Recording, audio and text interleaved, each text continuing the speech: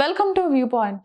శీతాకాలంలో వాతావరణం భిన్నంగా ఉంటుంది. చలి వాతావరణం, పొడిగాలులు ఎక్కువగా ఉంటాయి. దీంతో ప్రతి శీతాకాలంలో చాలా మందికి దగ్గు వస్తుంటుంది. దీన్ని చాలా మంది సీజనల్ వ్యాధిగా కొట్టిపారేయొచ్చు. అయితే ప్రతి సీజన్లో దగ్గు వస్తే అది వాతావరణం కారణంగా అనుకోవడం కరెక్టేనా?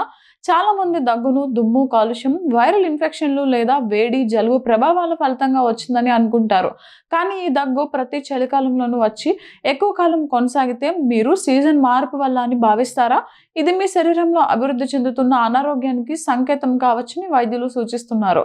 కొంతమందికి పదే పదే వచ్చే దగ్గు అంతర్లీన వాయుమార్గ వ్యాధికి ముందస్తు హెచ్చరిక సంకేతం కావచ్చని నిపుణులు వివరిస్తున్నారు. పూర్తి వివరాలు ఇప్పుడు తెలుసుకుందాం. శీతాకాలంలో మనం సాధారణంగా పీల్చే గాలి చల్లగా, పొడిగా ఉంటుంది. ఈ కలయిక వాయుమార్గాల లైనింగ్కు చికాకు కలిగించేదిగా పనిచేస్తుంది. దీంతో ఆరోగ్యంగా ఉండే వ్యక్తుల్లో కూడా దగ్గు రావడాన్ని ప్రేరేపిస్తుంది. శ్వాసకోశ ఇన్ఫెక్షన్లు, ఇండోర్ అలర్జీ కారకాలు, ఎయిర్ పొల్యూషన్కి ఎక్కువగా గురికావడం వల్ల శీతాకాలంలో చాలా మందికి దగ్గు వస్తుంది. అయితే ప్రతి చలికాలంలోనూ దగ్గు వచ్చి ఎక్కువ కాలం ఉంటే మీరు అలర్ట్ కావాలి. ఇలా ప్రతి సంవత్సరం జరుగుతుంటే దానికి ప్రత్యేక శ్రద్ధ అవసరమని చెబుతున్నారు. దీర్ఘకాలిక లేదా పునరావృత దగ్గు అనేది వాయుమార్గ వాపు యొక్క ప్రారంభ సంకేతం కావచ్చు.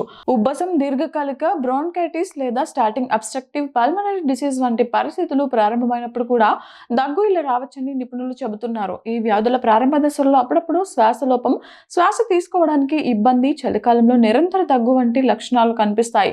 చాలా మంది వీటిని అంతగా పట్టించుకోరు. వాయుమార్గాల్లో వాపుకు సరైన సమయంలో చికిత్స చేయకపోతే భవిష్యత్తులో ఇబ్బందులు ఎదుర్కోవాల్సి వస్తుంది. వీటిని నియంత్రించడం కష్టమవుతుంది. ఈ వ్యాధులకు చలికాలంలో వచ్చే దగ్గు ముఖ్యమైన సంకేతం కావచ్చు.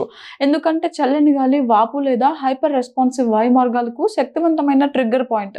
చల్లని గాలికి గురికావడం వల్ల ఉబ్బసం లేదా ఆస్తమా ఉన్న వారిలో దగ్గుకు కారణమవుతుంది. అయితే చాలా మంది దీనిని జలుబుతో అనుసంధానిస్తారు. అదేవిధంగా ధూమపానం చేసేవారు దీర్ఘకాలిక బ్రోన్కైటిస్ లేదా సిఓపిడి బారిన పడే అవకాశం ఉంది. ఇది నిర్ధారణ చేయడానికి ప్రతి చలికాలంలో వచ్చే దగ్గును సంకేతంగా తీసుకోవచ్చు.